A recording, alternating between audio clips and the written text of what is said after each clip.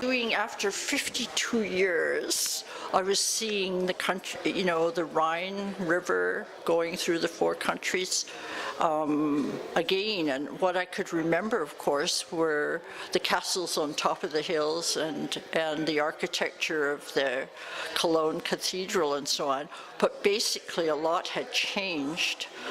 And I flew into Zurich, and I was determined to see the Chagall windows that are in this Fraumünster church. So then I couldn't really sit inside the church painting, really, because it seemed to be more, they wanted you to keep moving. So I went across the bridge and made a painting there just to begin and get warmed up, you know, with light and start my painting because I was going to do watercolors because they're easy to carry, and I could do 300-pound arches and just carry it with me, and it's quite simple to sit and paint. You don't take up a lot of room.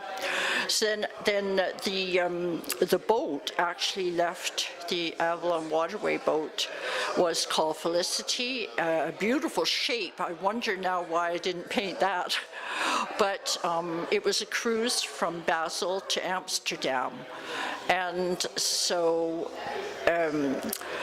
as the boat glided down, we every day could get off the boat. And what I did was go on the tour for a little bit around, say, Strasbourg or Speyer or Koblenz or the different towns, and then I would find something that appealed to my eye, and I had to do that fairly rapidly because I would have to make my way back to the boat on the Rhine. So decision making was pretty rapid, and then I would just sit and paint what was there and then dash for the boat. In the case of Heidelberg, which is over here, this Heidelberg Castle, we had a whole tour around it, and then the bus had come down, and I sat under a tree and tried to catch the castle, the feeling of the old castle, which is sort of seems to be architecturally different periods, but plus the buildings of the houses in the square. And then, so I was painting and got pretty much finished, except for, you know, sticking the flag in or whatever, which was there. And then the tour, you know, all the other 80 people or whoever they were came bustling along and passed me, so I had to pick up my stuff and dash. Then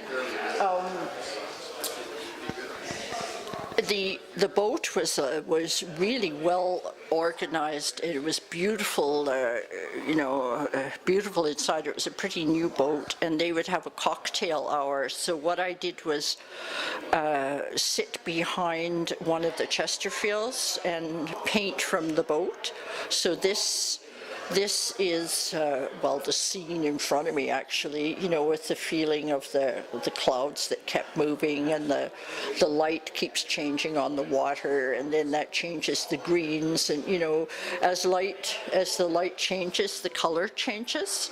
But I tried to catch the idea of the Rhine, the landscape, you know, a lot of treed, forested, wooded, all the way down the river. I mean, it's amazing. You would think that after these hundreds and hundreds of years that they would have filled it up with houses up and down, but somehow they seem to manage to maintain the forests with these little, basically lots of castles, but this happens to be a church.